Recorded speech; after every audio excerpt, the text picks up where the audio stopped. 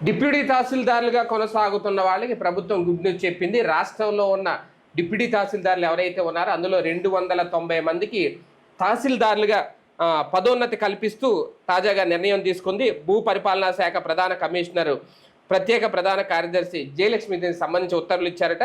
Zone 1 పరిధిలో 59 మంది, zone 2 పరిధిలో 84 మంది, జోన్ 3 పరిధిలో 43 మంది, జోన్ 4 పరిధిలో 104 మందికి మొత్తం పదోన్నతులు అయితే వచ్చినాయి. మొత్తం 290 మంది డిప్యూటీ తహసీల్దారులు ఎవరైతే ఉన్నారో వాళ్ళందరూ ఇప్పుడు తహసీల్దారులుగా మారబోతున్నారు. ఎందుకంటే చాలా రోజుల నుంచి పదోన్నతుల కోసం ఎదురు చూస్తున్నారు వీళ్ళంతా.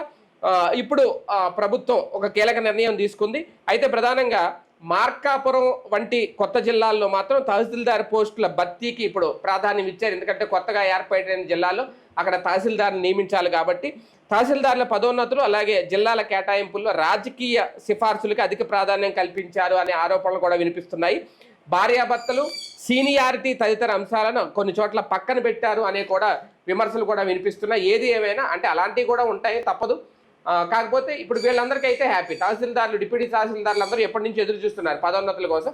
వాళ్ళందరూ ఇప్పుడు ఈ పదోన్నతుల ద్వారా తహసీల్దార్లు అయిపోయారు. మొత్తం 290 మందికి ఒకేసారి గుడ్ న్యూస్ చెప్పింది ప్రభుత్వం.